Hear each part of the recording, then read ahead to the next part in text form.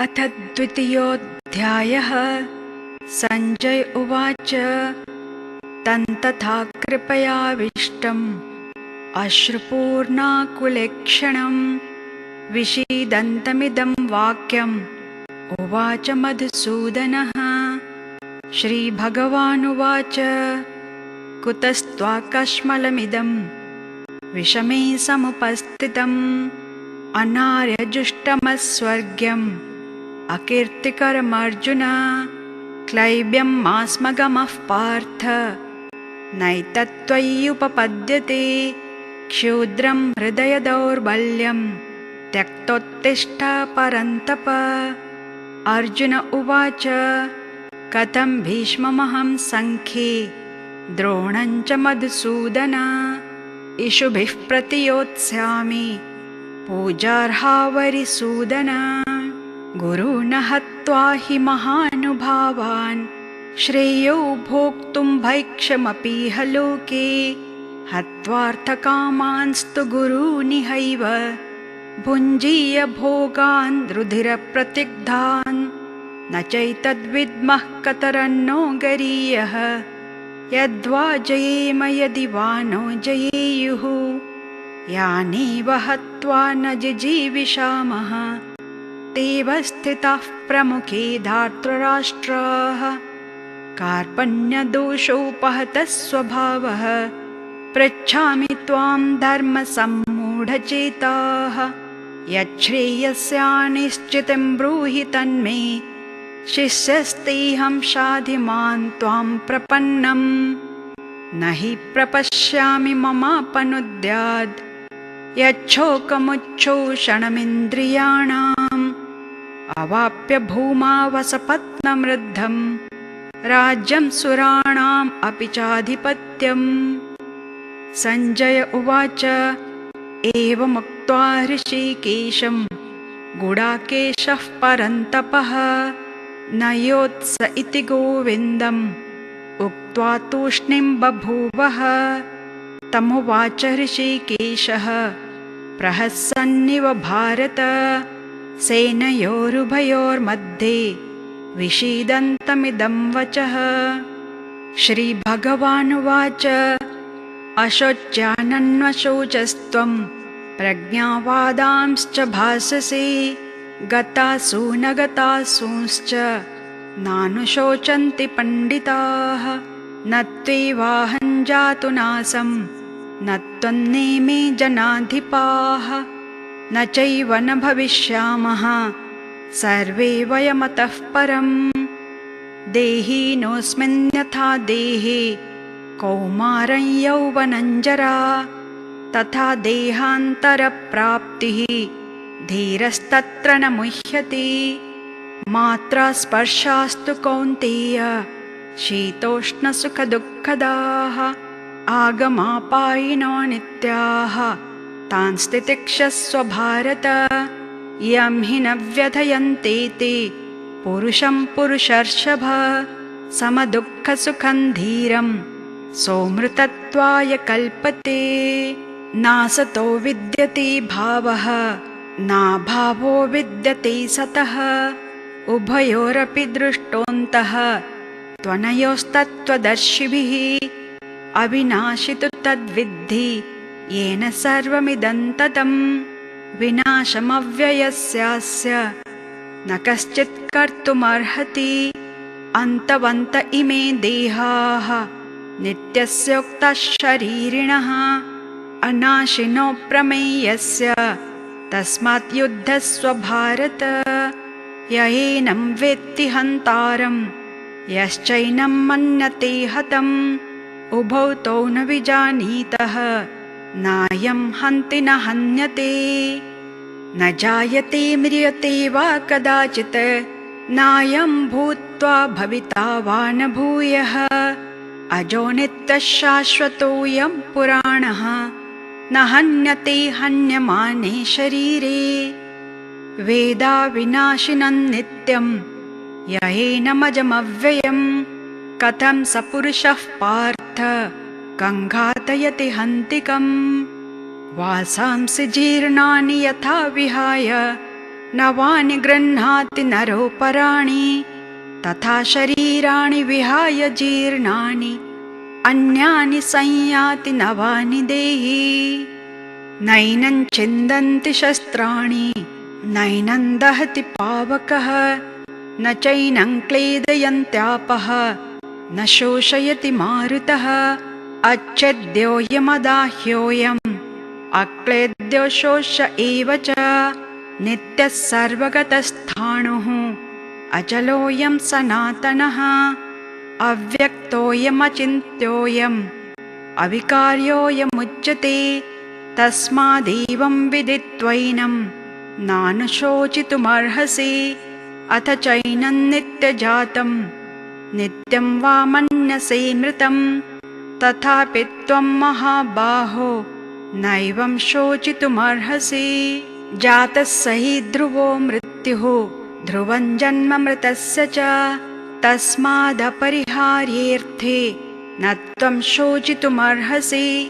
अव्यक्तादीनि भूतानि व्यक्तमध्यानि भारत अव्यक्तनिधनान्येव तत्र का परिदेवना।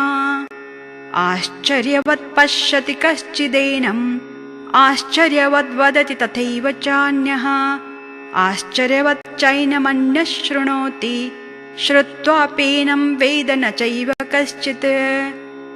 देहि नित्यमवध्योऽयं देहे सर्वस्य भारत तस्मात् सर्वाणि भूतानि न त्वं शोचितुमर्हसि। स्वधर्ममपि चावेक्ष्य न विकम्पितुमर्हसि। धर्म्याद्धियुद्धात् श्रेयोऽन्यत् क्षत्रियस्य न विद्यते।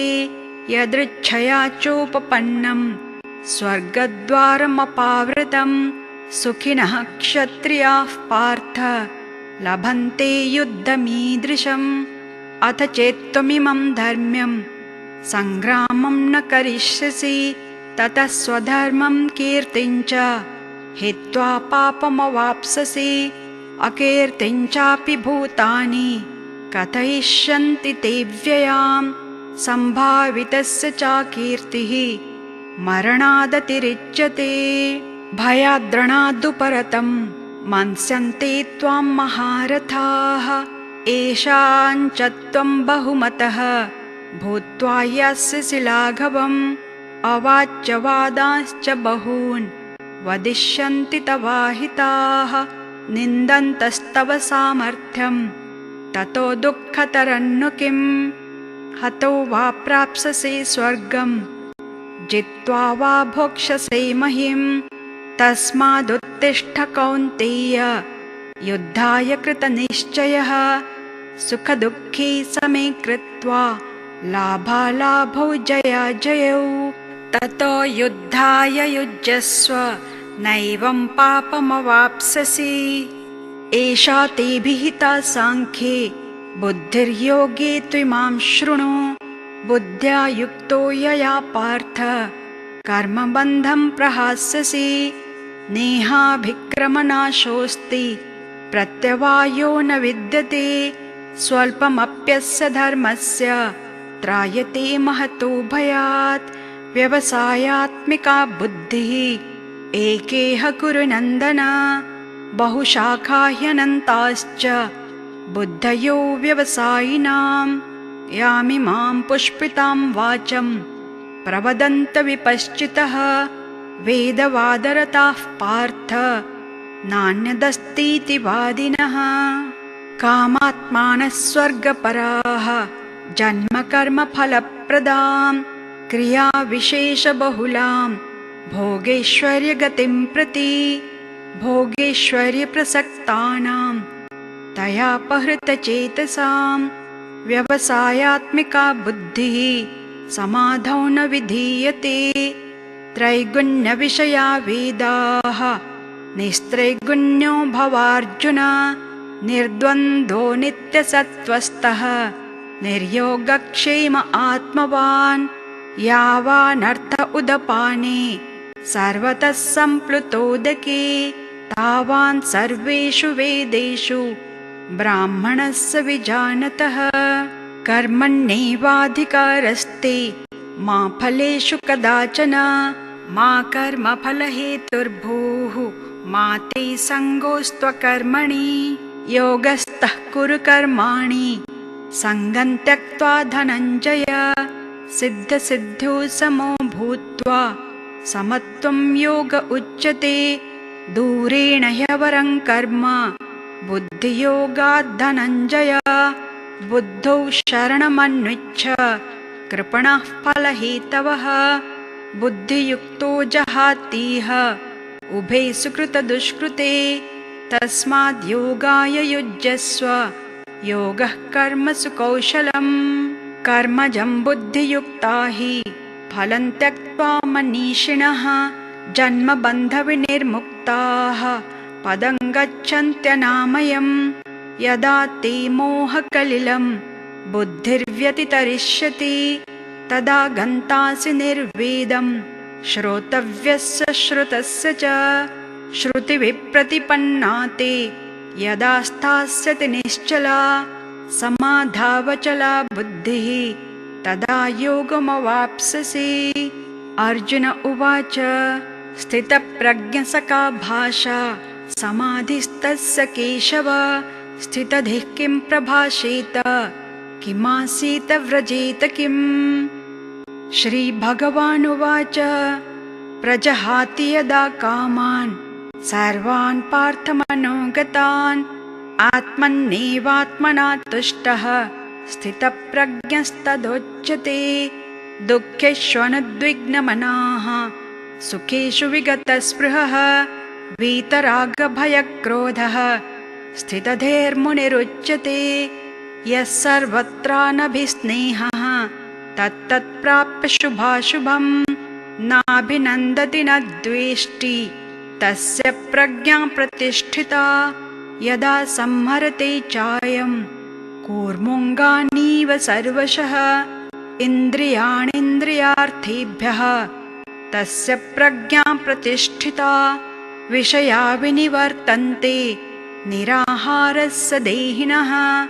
रसवर्जं रसोऽप्यस्य परं दृष्ट्वा निवर्तते। यततो ह्यपि कौन्तेय पुरुषस्य विपश्चितः। इन्द्रियाणि प्रमाथीनि हरन्ति प्रसभं मनः। तानि सर्वाणि संयम्य युक्त आसीत मत्परः। वशे हि यस्येन्द्रियाणि तस्य प्रज्ञा प्रतिष्ठिता। ध्यायतो विषयान् पुंसः सङ्गस्तेषूपजायते। सङ्गात् सञ्जायते कामः कामात् क्रोधोऽभिजायते। क्रोधात् भवति सम्मोहः सम्मोहात् स्मृतिविभ्रमः। स्मृतिभ्रंशात् बुद्धिनाशः बुद्धिनाशात् प्रणश्यति। रागद्वेषवियुक्तैस्तु विषयानिन्द्रियैश्चरन् आत्मवश्यैर्विधेयात्मा प्रसादमधिगच्छति। प्रसादे सर्वदुःखानां हानिरस्योपजायते। प्रसन्नचेतसो ह्याशुः बुद्धिः पर्यवतिष्ठते। नास्ति बुद्धिरयुक्तस्य न चायुक्तस्य भावना। न चाभावयतः शान्तिः अशान्तस्य कुतः सुखम्। इन्द्रियाणां हि चरतां यन्मनोनुविधीयते तदस्य हरति प्रज्ञां। वायुर्नावमिवाम्भसि तस्माद्यस्य महाबाहो निगृहीतानि सर्वशः। इन्द्रियाणीन्द्रियार्थेभ्यः तस्य प्रज्ञा प्रतिष्ठिता।